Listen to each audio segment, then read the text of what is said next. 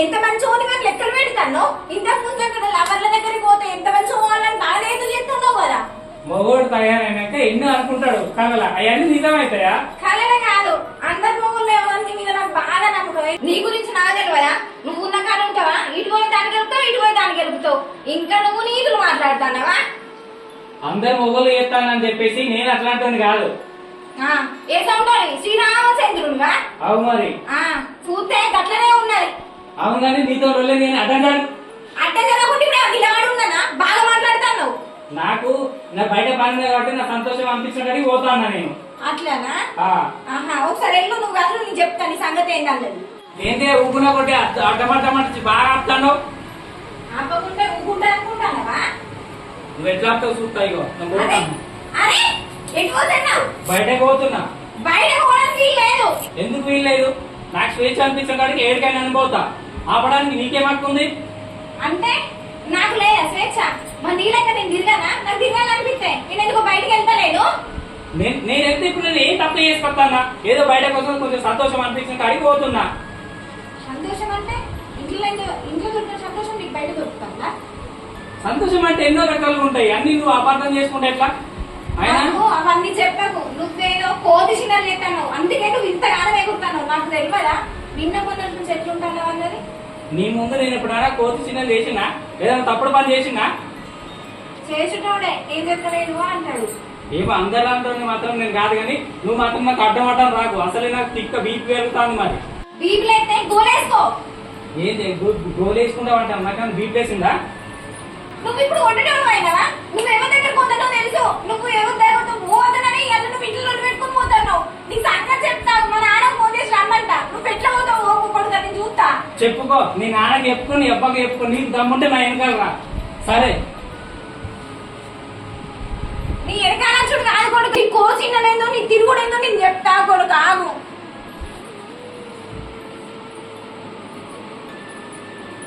Hello నానా, ఎక్కడుందోనే? ఎందుకు ఎడుతాను అంటే ఈ నల్లమొక పొందుతో ఎప్పటికీ రాసా నాకు. నా తెలియదు. నువ్వు ఇప్పుడు రా అని చెప్తానా? సరే అత్తాడు కొడుక. వచ్చినాక నీ ఆట ఆగు.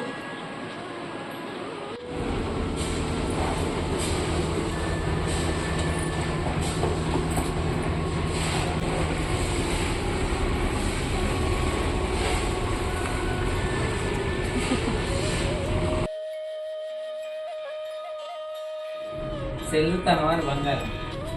సెల్లులకి ఆర్డర్ పెడదామని చెప్తానా గానీ ఏమైంది? ముఖమంత ఎట్లా వాడిపోయిందిగా.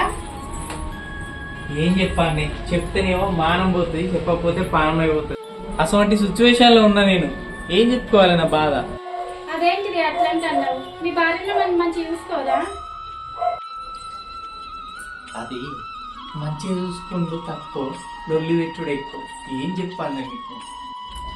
ఒకప్పుడు నేను చెయ్యరాని పనులన్నీ చేసిన. ఈ పని ఆ పని తేడా లేకుండా చాలా పనులు చేసిన. ఒక్కటంటే ఒక్క పనితో నా లైఫ్ సెటిల్ అయిపోయింది. ఒకప్పుడు నేను దాన్ని బాధపెట్టిన మాట నిజమే. మంచిగా బతుకుదామనే టైంలో నన్ను అది చిత్రహింసలు పెడుతుంది. నాకు నేను కుమిలిపోతున్న టైంలో ఆ దుకాణం కాడ నిన్ను చూసి నువ్వే అని నాకు క్లారిటీ అయినాక నా ప్రాణం నాకు లేచి వచ్చినట్టు అయింది. అందుకే రోడ్డు మీద నువ్వు చీకొట్టినా దుబ్బేసినా నీ వెనకాలే పడొచ్చిన. అందుకే నేను ఆ రోజు నా జీవితంలో నుంచి వెళ్ళిపోయాను. ఈరోజు నేను ఒంటరిగా కుమిలి బాధపడుతున్న టైంలో ఆ దేవుడు నిన్ను నన్ను మళ్ళీ కలిపిండు. నాకు చాలా సంతోషంగా ఉంది సునీత. అవునా? అంత బాధ పెడతాందా? బాగానే సంపాదించినావు కదా, సంతోషంగానే ఉండొచ్చు కదా. ఆకలైనప్పుడు దొరకని అన్నం ఎందుకే? నిద్ర వచ్చినప్పుడు దొరకని చోటు ఎందుకే? ఎంత సంపాదిస్తే మాత్రం సంతోషం లేనప్పుడు అవన్నీ ఎందుకే? ఏమైనా బుజ్జి? ఫోన్ మీద ఫోన్ చేస్తున్నావు, మనసు పట్టకుండా ఏడిపోయింది. చెప్తా. అసలు ఎందుకు ఏడుస్తున్నావు? ఏమైంది మీ ఇద్దరి మధ్యలో? ఏం లేదు, మొన్నటి నుంచి ఏమో ఆయన ఆయన వాళ్ళు ఆడుకుంటాను, ఆయన ఆయన గురుకుంటాను, వాళ్ళెవరో పేరు చెప్తాను, ఫోన్ మాట్లాడతాను. ఏం అర్థమైంది లేదు. ఇప్పుడు సెట్టు కొట్టుకుంటా రెసిడెంట్ పాట పాడుతుంటే ఎటు పోతాను సెంటు కొడతానంటే నా ఇష్టం, నా సంతోషం ఉన్న కాడికి నేను పోతా అని చెప్పేసి నన్ను కొట్టిపోయింది. నేను కొట్టేంత మాటలు మాట్లాడా మరి ఆయనతోటి? నేను ఏం మాట్లాడలే, ఎటు పోతానో చెప్పు అని అన్నా. చెప్పు అన్నందుకే నీకు చెప్పాల్సిన అవసరం లేదు అని చెప్పేసి పోయింది. ఏందో మీ ఇద్దరి మధ్యలో ఏం దొల్లులో ఏం పంచాయతీలో ఏం అర్థమవుతలేదు. ఈ మీద చేయొచ్చంత ధైర్యం వచ్చిందా? 4 పైసలు సంపాదించగానే గర్ర వచ్చిందా? ఎవరితో తిరుగుతుండో ఎవరితో తిరుగుతుండో ఆయన రాని ఇప్పుడు అమ్మకు ఫోన్ చేస్తావు.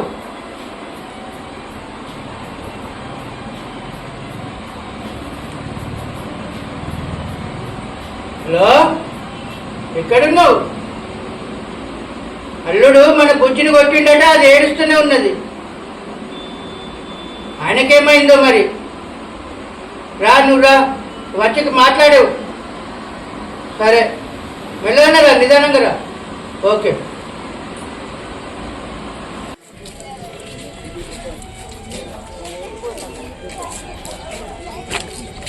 నిజం చెప్పు బుజ్జి, అల్లుడిని ఏమన్నా అన్నావా?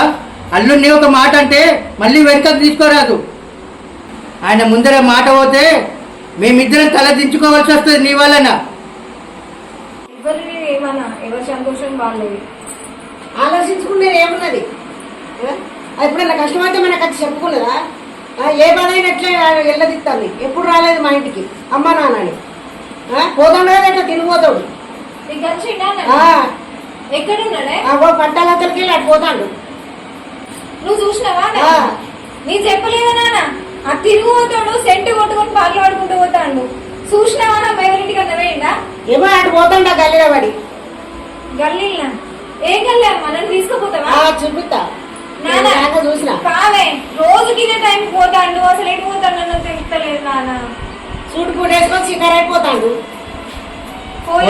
పోయి ఆయన అంతే చూద్దాం. చూపిస్తా గల్లీ.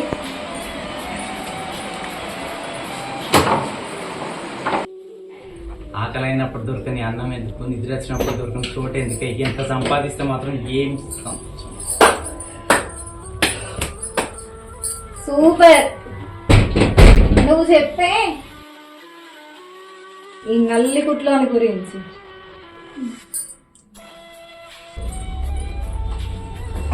ఎవరు నువ్వు? చప్పటి పట్టుకుని డైరెక్ట్ మా ఇంట్లోకి వస్తున్నావు. రాకుంటే ఏం చేయమంటావే? నా మొగల్ని తీసుకొచ్చి ఇంట్లోనే పెట్టుకొని దుకాణం ఇంట్లో పెట్టినావు. నా మొగడున్న కాడికి నేను వచ్చిన ఎవరు అని అంత జాజాపు అడుగుతాను. అంత బలం ఇచ్చిందా? ఏం మాట్లాడవేంద్ర నల్లి కుట్లోడా? అందుకేనా పొద్దుగా లేచి టిక్క టిక్క తయారై వస్తాను నువ్వు. ఇవాళ గుర్తుకొచ్చిందా నీకు మొగడని? భర్తని భర్త తీరు ఎప్పుడైనా చూసినావా అనే రాశి రంపాల పెట్టినవాట. ఆహా, నా మొగల్ని నేను మొగలు లెక్క చూసుకుంటలేనని నువ్వు చూసుకుంటాన్నావా? ఎన్ని రోజుల నుంచి తాగుతుంది ఇది బాగోతాం. అందుకేనానే పొద్దుగా లేచి పాటలు పాడుకుంటూ ఆటలాడుకుంటూ ఎన్నోలేదు ఇదేందా అనుకున్నా. గీయేషం కోసమేనా ఇన్ని కథలు పడ్డది? అబ్బా, సేమ్ మ్యాచింగ్ కూడా. నా మగడు అని బాగానే ఉరికెత్తానవేందే? బాగానే సంపాదించిండు. కాలుకు మట్టంటకుండా మహారాణెక్క చూసుకుంటాండు. ఇంకేం కావాలనే? రాశి రంపాన పెడతానవాట రాక్షసి. సంపాదించిండు అని బాగానే మాట్లాడతానవేందే? ఏమన్నా మేము కష్టాల్లో ఉన్నప్పుడు నువ్వు ఇట్టి ఇచ్చినావా? మమ్మల్ని ఆదుకున్నావా? అయినా ఈ నలమొక పొనికి పైసలు ఉన్నప్పుడు ఒకటి కావాలి, పైసలు లేనప్పుడు పెళ్ళం కావాలి. చెప్పినవా? నన్ను ఇంట్లో టార్చర్ చేస్తుంది అది అని చెప్పేసి ఇది బాగా మాట్లాడుతుంది. అయినా ఎన్ని రోజుల నుంచి జరుగుతుంది నాటకం అంతా. పైసలు లేకపోతే నీతోని ఉంటే వేరే దాంతోని ఉంటాను నీ మొగడు అంటే తప్పెవరిది? నీది. ఇంట్లో భర్త బయటికి పోతానంటే తప్పెవరిది? నీది. ఇవల్ల నా మొగను గురించి నాకు చెప్పేదాన్ని పోయినావా? అసలు ఈ ఎసొంటోడో నీకు తెలుసానే? చిన్న పిల్లగాళ్ళు ఉన్నారని చూడకుండా ఇష్టం వచ్చినట్టు తిరిగేటోడు. ఆయనతో నేను ఎంత టార్చర్ అనుభవించిన అన్నది నాకు తెలుసు.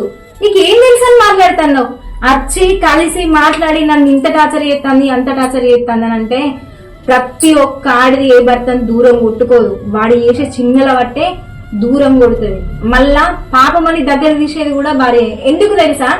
10 మందిలో పెళ్లి చేసుకున్నాడు కదా, వాడు ఎంత టార్చర్ చేసినా, వాడు ఎన్ని హింసలు పెట్టినా నా భర్తని పట్టుకొని భరించేవుడే భార్య పని.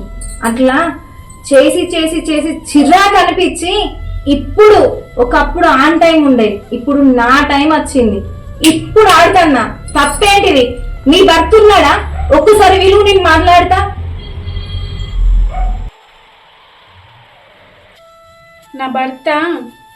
నా భర్త లేడు. మంచిగా అడుగుతాను బిడ్డ, అడుగు. గట్ల కోటింగ్ ఇస్తేనే మంచిగా ఉంటది. నీకేం తక్కువ వేసిందని ఇక్కడ దాకా వచ్చినావయ్యా? భర్త లేకుంటే ఎటువైనా నీ మొగుడు? నా భర్త పెట్టే టార్చర్ భరించలేక నా భర్తను వదిలేసి మా అమ్మోళ్ళ ఇంటికి వచ్చిన. భర్త పెట్టే టార్చర్ భరించలేక అమ్మోళ్ళ ఇంటికి వచ్చినా అని అంటాను. ఇదే నీ పక్క పొంటి నిలుసున్నా నా మొగడు బయట ఆకలి ఉడిచినా ఎవరి కోసం ఉడుతున్నావు? ముగ్గు ఎత్తంటే ఎవరి కోసం ఎత్తాన్నావు? నువ్వు బయటికి ఎందుకు వెళ్తాన్నావు? మార్కెట్కి ఎందుకు పోతున్నావు? ఎవడొచ్చిండని పోతున్నావు అని చెప్పి ఇగో ఈ నలముఖం నా మొగడు టార్చర్ ఏందన్న చూపెట్టిండు. ఎందుకు సప్లేకుండా తెలుసా? నువ్వు విడిచేసి వచ్చి అమ్మోళ్ళ ఇంటికి అంటాను. నాకు మా అమ్మ నాన్నని బాధ పెట్టుడు ఇష్టం లేక సచ్చినా బతికినా నా పిల్లలను పట్టుకొని నా ఇంట్లోనే ఉండాలని వచ్చింది. అర్థమైందా? నిజాయితీగా బతుకుతాను. అర్థమైందా? ఎన్నటికున్న వాళ్ళని తప్పు వాడు తెలుసుకొని వస్తాడని. కానీ ఈ రోజున నీకేం చెప్పిండో నాకు తెలియదు. నీతోని శాస్త్రంగా ఉంటాడని నువ్వు అనుకుంటానవా? అస్సలు అనుకోకు. నువ్వు కాకపోతే ఇంకొకటి నీ లెక్కని దాని చుట్టూ తిరుగుతాడు, దానికి కొన్ని పైసలు పెడతాడు, దాంతో ఉంటాడు. అప్పుడేం చేస్తావే? ఏడ్చుకుంటా కూర్చుంటావా? బాధపడతావా? వెళ్ళిపోయిండు అని చెప్పేసి చనిపోవాలనుకుంటావా? ఒక్కటి గుర్తుపెట్టుకో, ఆడదాని జీవితం స్టార్టింగ్ ఎక్కడి నుంచి తెలుసా?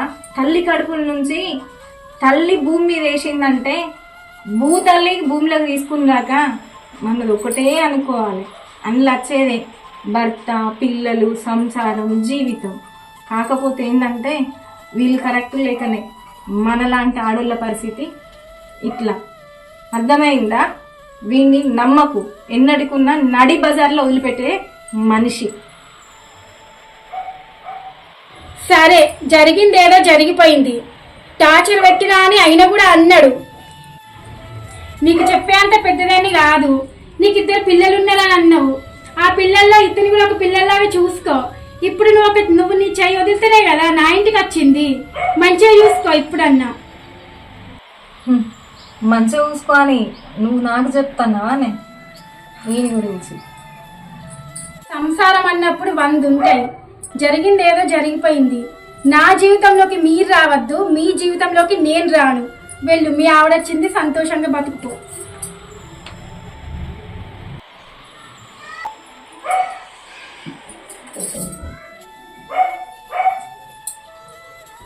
చూసినావా? ఎన్ని అనుకున్నా, ఎన్ని చేసినా, ఎంత ఇబ్బంది పెట్టినా భార్య భర్తలే జీవితాంతం తోడుండరు. కొడుకులు ఉండరు, బిడ్డలు ఉండరు. అందరికీ ఒక విషయం ఏంటి చెప్పాలా? ఎంత చెడ్డోడైనా, ఎంత చెడ్డ భార్య అయినా వాళ్ళని భరించుకొని ఉండండి. ఫలితం అనేది ఏదో ఒక రోజు ఉంటుంది. వాళ్ళు మీ గురించి తెలుసుకొని మీ దగ్గరికి వస్తారు. కానీ బతుకున్నప్పుడు బంధాలను దూరం చేసుకోకుండా, చేయి జారిపోయినాక ఆ బంధం గురించి ఏడవకుండా. ప్రతి ఒక్క ఆడపిల్లకు, ఊళ్ళకు చెప్పేది ఇది ఒకటే: సంసారం కాపాడుకోండి, ఇచ్చగొట్టుకోకుండా. మీ సుమతి యాదవ్.